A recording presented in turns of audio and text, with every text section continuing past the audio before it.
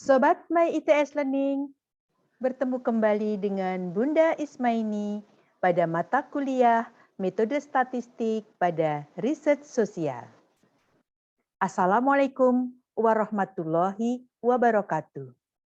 Salam sejahtera dan salam sehat selalu. Apa kabar Sobat My ITS Learning?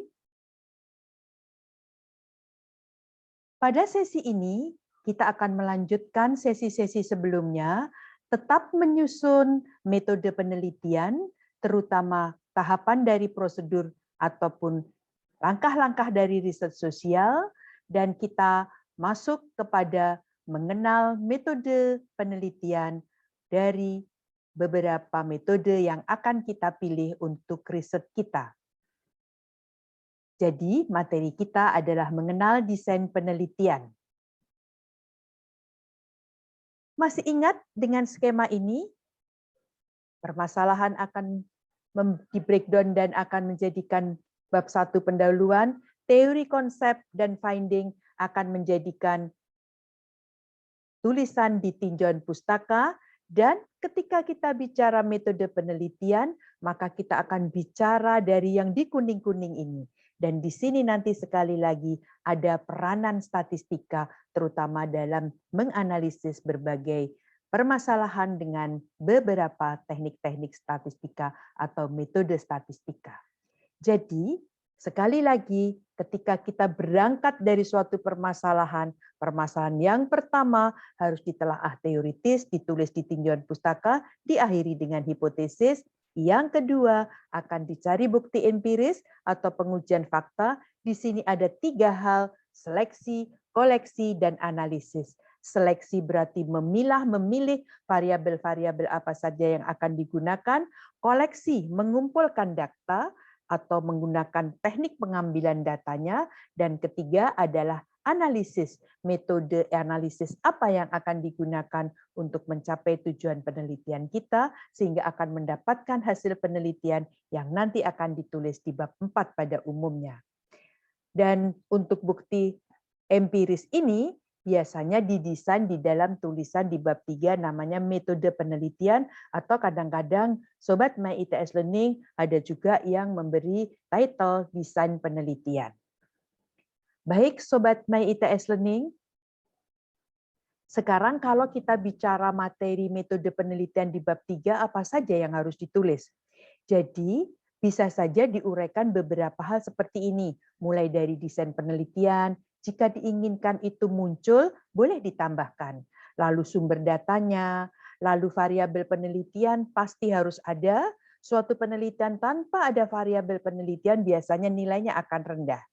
Dan tambahkan juga definisi operasional jika memang diperlukan dan memang ada dan harus dituliskan. Lalu tambahkan juga struktur datanya untuk memudahkan pola berpikir kita, dan yang terakhir biasanya disampaikan tentang langkah-langkah penelitian atau metode analisis yang akan direncanakan. Baik, kita mulai Sobat My ITS Learning. Apa yang dimaksud dengan metode penelitian? Jadi metode penelitian itu disebut metode ilmiah, berfokus pada cara yang akan dipilih untuk mengumpulkan data yang diperlukan serta analisis yang akan dilakukan. Hal pertama yang perlu dicermati adalah desain atau rancangan penelitiannya. Seperti apa Sobat My ITS Learning? Jadi kalau kita lihat di sini, dengan skema yang telah berkali-kali Bunda Ismaini sampaikan bahwasanya pada saat bagian menuliskan metode penelitian ada variabel dan kemudian ada D. D kemarin adalah suatu desain. Desain apa yang perlu dirancang? Apakah desain variabelnya? Apakah desain penelitiannya? Kalau desain variabel berarti kita membuatkan instrumennya, tetapi kita di sini membicarakan tentang desain penelitian secara keseluruhan. Nah, desain penelitian itu sangat beragam, sangat banyak. Bisa berdasarkan tujuan studi, bisa berdasarkan hubungan antar variabel, bisa berdasarkan lingkungan dan settingannya, bisa berdasarkan horizon waktu, sifat datanya, bahkan berdasarkan unit analisis. Jadi kalau paling bawah, berdasarkan unit analisis, Sobat My ITS Learning itu kalau meneliti tidak harus kepada orang, bisa saja kepada pasangan, bisa saja pada kelompok, organisasi, bisa juga kepada mesin, juga bisa saja kepada suatu wilayah, dalam hal ini negara, atau wilayah-wilayah setingkat kabupaten maupun provinsi. Nah, kita coba ulas satu persatu, karena berdasarkan tujuan studi misalnya ada 3 macam, studi eksploratif, deskriptif, dan inferensial. Tidak harus seluruh desain ini kita pilih, artinya salah satu saja, tergantung dari tujuan penelitian kita dan tergantung kepada permasalahan penelitian yang kita angkat dalam penelitian kita. Nah, Sobat My ITS Learning, kalau berdasarkan tujuan studi, tadi sudah dikatakan akan ada 3 jenis, yaitu studi eksploratif, studi deskriptif, dan studi inferensial. Mana yang paling bagus? Ya semuanya bagus, tergantung tujuannya. Jadi tidak ada harus inferensial, harus deskriptif, tidak ada. Jadi kalau memang tujuannya itu untuk menggali informasi dan kemudian mengungkapkan sebanyak-banyak fenomena yang kita amati, maka studinya bersifat eksploratif. Dan itu tidak perlu melakukan uji-uji statistik, tidak apa-apa. Tapi kalau misalnya tujuannya adalah menjelaskan lebih rinci atau membuat deskripsi terhadap variabel-variabel penelitian yang dilibatkan, maka namanya adalah studi deskriptif. Nah, di sini sudah mulai menggunakan yang namanya teknik analisis statistik deskriptif. Sedangkan kalau kita bertujuan sampai dengan melakukan uji-uji hipotesis, maka namanya adalah studi inferensial. Nah, studi-studi yang sifatnya itu inferensial biasanya lebih bersifat kepada pengambilan keputusan atau disebut dengan menguji hipotesis. Nah, nanti inti daripada mata kuliah ini, Sobat My ITS Learning belajar tentang beberapa metode statistik supaya bisa menggunakan studi inferensial. Jadi studi inferensial itu kelebihannya adalah nanti kita bisa melakukan pengujian hipotesis, dan kalau melakukan pengujian hipotesis berarti bisa digeneralisasi. Nah, itu adalah berdasarkan tujuan studi. Lalu Sobat My ITS, kalau berdasarkan hubungan antar variabel. Kalau berdasarkan hubungan antar variabel, ada 3 juga, kausal, korelasional, dan komparatif. Mana yang paling bagus? Ya semuanya bagus, tergantung dari sekali lagi tujuan daripada penelitian kita. Jadi misalnya tujuannya itu untuk menjelaskan sebab, akibat, dan sifatnya searah, maka studinya itu bersifat kausal. Sedangkan kalau dirinci dan menjelaskan seberapa jauh, seberapa kuat hubungan timbal balik antara variabel-variabel yang diteliti, berarti mengatakan studi tersebut adalah studi korelasional. Jadi pasti nanti menggunakan korelasi di sini atau menggunakan teknik-teknik analisis statistik yang lain seperti tabel kontingensi dan seterusnya. Sedangkan ketika kita membandingkan dengan beberapa keadaan dengan objek yang satu dengan yang lainnya, lalu kemudian dilakukan analisis seberapa jauh terdapat perbedaan, maka studinya namanya adalah studi komparatif. Nah, tentu saja dengan studi komparatif itu membutuhkan desain penelitian yang lebih kompleks. Nah, Sobat My ITS Learning, lalu apa lagi? Bisa saja berdasarkan lingkungan atau settingan atau tempat lokasi objek daripada peneliti tersebut. Nah, seorang peneliti bisa saja bersifat studi lapangan. Kalau studi lapangan berarti peneliti itu akan datang ke lapangan dan mengukur segala sesuatunya sesuai dengan kondisi di lapangan dengan tidak ada rekayasa.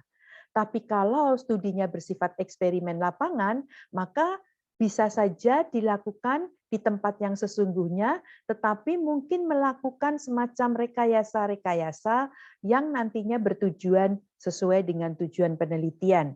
Contohnya misalnya katakanlah di dalam kelas, kelas itu akan dijadikan 2 perlakuan atau 2 treatment, separuh siswa kemudian dilakukan eksperimen katakanlah pembelajaran online, sedangkan separuh siswa lainnya adalah dilakukan pembelajaran yang sifatnya offline, dan online dengan offline ini akan diperbandingkan. Ini namanya adalah eksperimen lapangan, ada sedikit rekayasa di dalam tempat atau lokasi penelitian. Sedangkan kalau eksperimen laboratorium, maka hampir semuanya itu dilakukan pengontrolan. Jadi mungkin suhu udaranya, kemudian ruangannya harus kedap, dan lain sebagainya, maka namanya adalah eksperimen laboratorium yang biasanya dilakukan oleh orang-orang yang bersifat eksak. Nah, Sobat My ITS Learning, berdasarkan horizon waktu, juga ada 3 pembagian, studi 1 tahap one shot atau sekali tembak istilahnya, studi jangka panjang longitudinal, atau data dengan studi cross-seksional. Biasanya teman-teman yang kebanyakan adalah studi cross-seksional, yaitu dilihat pengumpulan datanya di suatu waktu tertentu dan objeknya dilakukan pengambilan bisa saja meliputi pada suatu tempat yang berbeda-beda dan variabel yang berbeda-beda, tetapi mempunyai satu kali pengamatan pada suatu waktu yang sama. Tapi kalau studi 1 tahap berarti memanfaatkan data yang dikumpulkan itu pada waktu tertentu saja, langsung diambil, misalnya melakukan seperti survei, kita lakukan di suatu tempat, maka itu adalah studi 1 tahap. Sedangkan kalau datanya itu dikumpulkan secara series dengan rentang waktu tertentu terhadap objek yang sama tentunya, maka datanya adalah data longitudinal. Tentu saja nanti Sobat My ITS Learning, data-data yang dengan sifat-sifat masing-masing ini tadi akan menentukan juga teknik atau metode statistik yang akan digunakan. Berikutnya, Sobat My ITS Learning bisa saja berdasarkan sifat datanya. Jadi desain penelitian itu bisa saja penelitian kuantitatif atau penelitian kualitatif. Kalau penelitian kuantitatif biasanya data-data yang dikumpulan kita itu berupa angka-angka, berupa numerik yang kemudian bisa melakukan atau dilakukan analisis statistik, perhitungan-perhitungan matematik. Namun kadang-kadang peneliti itu hanya bisa mendapatkan informasi yang bersifat kualitatif atau kategorik. Jadi hanya bisa dibedakan, hanya bisa diurutkan, biasanya nanti mempunyai suatu sifat-sifat yang kualitatif sehingga penelitiannya bersifat kualitatif. Kalau penelitian kita kualitatif, biasanya adalah penelitian-penelitian yang in-depth karena pengamatannya itu sifatnya adalah sangat-sangat mendalam. Dari sifat data, berarti kita bisa bayangkan, Sobat My ITS Learning, banyak sekali desain penelitian yang bisa digunakan untuk riset sosial. Kita tidak harus menggunakan semuanya, cukup pilih salah satu saja, mana yang sesuai dengan permasalahan dan tujuan penelitian Sobat My ITS Learning, dan kemudian pilih dan ikuti metode atau langkah-langkah pada desain penelitian yang sudah dipilih oleh Sobat My ITS Learning. Yang penting semua desain penelitian itu baik, tergantung dari tujuan penelitian yang ditentukan. Nah, Sobat My ITS Learning, tentu saja di akhir daripada sesi ini selalu Bunda kasih tantangan. Coba pikirkan desain penelitian yang sudah dirancang pada sesi-sesi sebelumnya. Kira-kira menggunakan desain penelitian yang mana? Pastikan desain penelitian tersebut sesuai dengan metode pengumpulan datanya nanti dari tujuan penelitian yang Sobat My ITS Learning lakukan. Nah, Sobat My ITS Learning, berarti berikutnya nanti kita akan coba memperdalam desain penelitian ini dengan cara membahas sumber, jenis, dan pengumpulan data. Oleh karena itu, ikuti sesi-sesi berikutnya, jangan sampai ketinggalan. Terima kasih atas perhatian pada sesi ini. Wassalamualaikum warahmatullahi wabarakatuh. Salam.